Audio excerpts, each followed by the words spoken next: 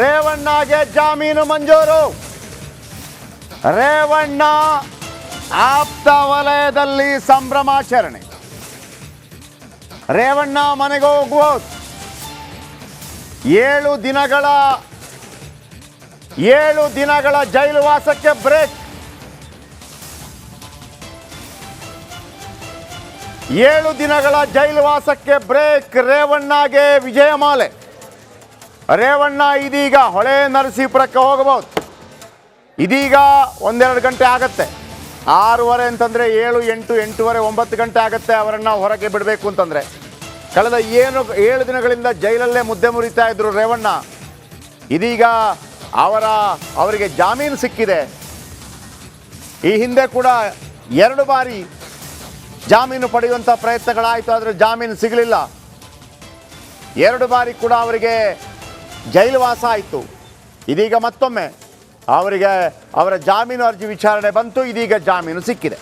ಜಾಮೀನು ಯಾಕೆ ಸಿಗುತ್ತೆ ಅಂತಂದರೆ ಅದಕ್ಕೆ ಸಂಬಂಧಪಟ್ಟ ಎಲ್ಲ ಮಾಹಿತಿಗಳನ್ನು ಕಲೆ ಹಾಕಿರ್ತಾರೆ.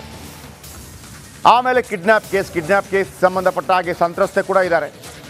5 ಲಕ್ಷ ಬಾಂಡ್ ಮೇಲೆ ಜಾಮೀನು. 5 ಲಕ್ಷ ಇಡಬೇಕು. 5 ಲಕ್ಷ ಬಾಂಡ್ ಮೇಲೆ ಜಾಮೀನು. ವಾದ ಪ್ರತಿವಾದ ಆಲಿಸಿದ ಬಳಿಕ ಜಾಮೀನು ಮಂಜೂರಾಗಿದೆ.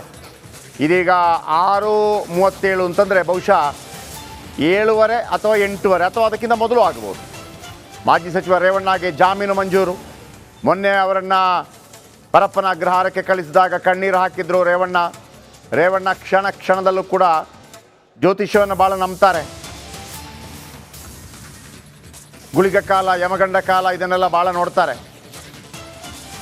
ಇದೀಗ ಇವತ್ತು ಸಿ ವಿ ನಾಗೇಶ್ ಅವರು ಯಾವಾಗ ಅವರ ಲಾಯರ್ ಆಗಿ ಎಂಟ್ರಿ ಕೊಟ್ಟರೋ ಅಲ್ಲಿಂದ ಒಂದು ರೀತಿಯಲ್ಲಿ ಆಸೆ ಗರಿಗೆದರಿತ್ತು.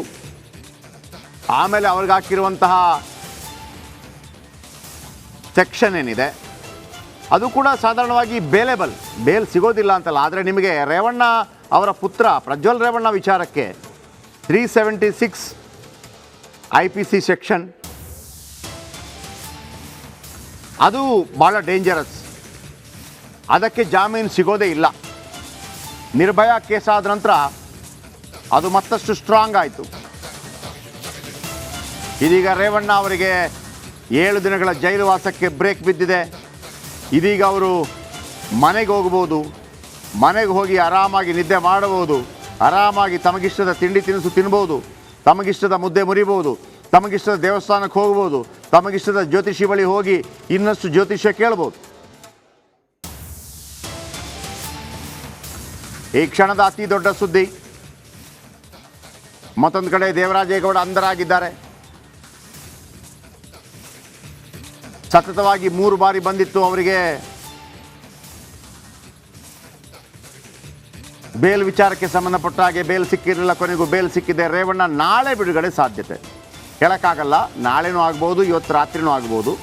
ಬಹುಶಃ ಯಾವಾಗ ಬಿಡುಗಡೆ ಆಗಬೇಕು ಅಂತೇಳಿ ಎನಿ ಟೈಮ್ ಬಿಡುಗಡೆ ಮಾಡ್ಕೋಬೋದು. ರೇವಣ್ಣ ಈಗ ಅವರೇ ಹೇಳ್ಬೋದು ಯಾವ ಟೈಮಲ್ಲಿ ಬಿಡುಗಡೆ ಆಗಬೇಕು ಅಂತೇಳಿ. ಬಹುಶಃ ಜ್ಯೋತಿಷ್ಯ ನೋಡಿ ಹೇಳಿದ್ರು ಸಾಕು.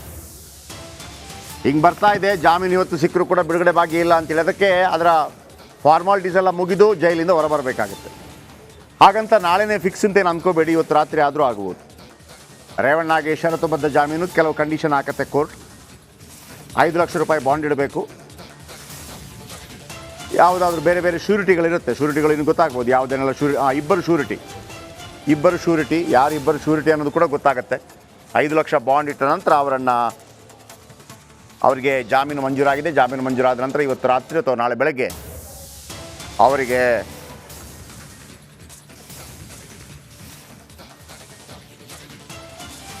ಬಿಡುಗಡೆ ಭಾಗ್ಯ ಸಿಗಲಿದೆ. 7 ದಿನಗಳ ಕಾಲ ಜೈಲಲ್ಲಿದ್ದರು. ಕಿಡ್ನ್ಯಾಪ್ ಕೇಸ್ಗೆ ಸಂಬಂಧಪಟ್ಟ ಹಾಗೆ ಇವರ ಕಿಡ್ನ್ಯಾಪ್ ಕೇಸ್ಗೂ ಪ್ರಜ್ವಲ್ ರೇವಣ್ಣ ಅವರ ಕೇಸ್ಗೂ ಸಂಬಂಧ ಇಲ್ಲ. ಇದು ಬೇರೆನೇ ಕೇಸ್. ಆದರೆ ಇಲ್ಲಿ ಕಿಡ್ನ್ಯಾಪ್ ಆದ ಹೆಣ್ಣು ಮಗಳ ಮೇಲೆ ಮತ್ತು ಹೆಣ್ಣು ಮಗಳ ಮೇಲೆ ಕೂಡ ಒಂದು ರೀತಿಯಲ್ಲಿ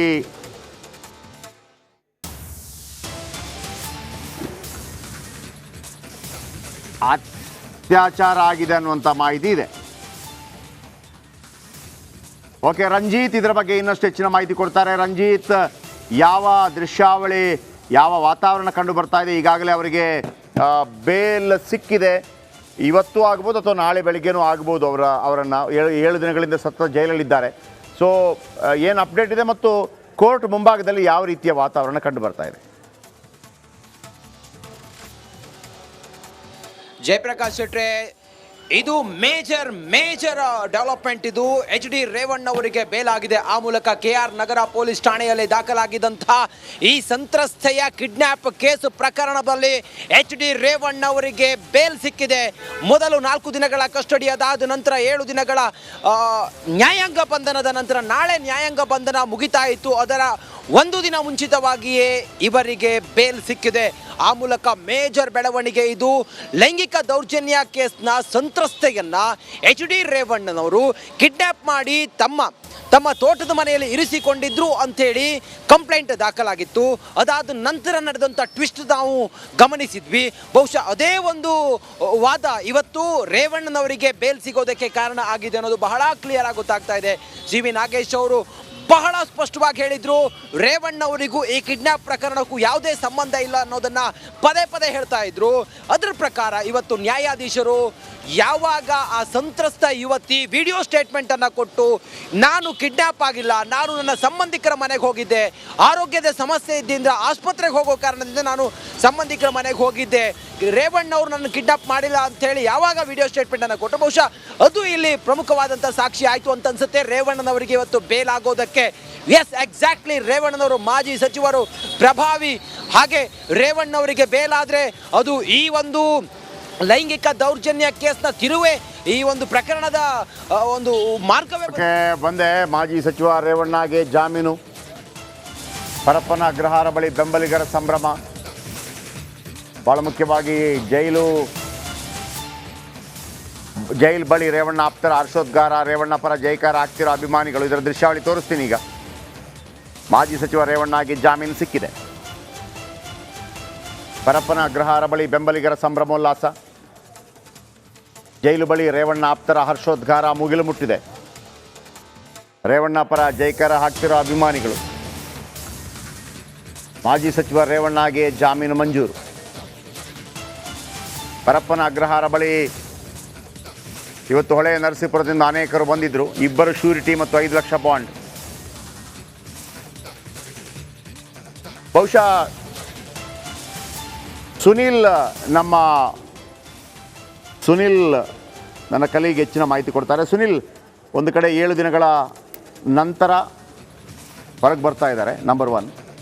ಎರಡನೇದಾಗಿ ನನಗೆ ಮುಖ್ಯವಾಗಿ ಬೇಕಿರುವಂಥದ್ದು, ನಿನ್ನೆ ಮೊನ್ನೆ ಸಿಗದ ಜಾಮೀನು ಈಗ ಯಾಕೆ ಸಿಗತ್ತೆ?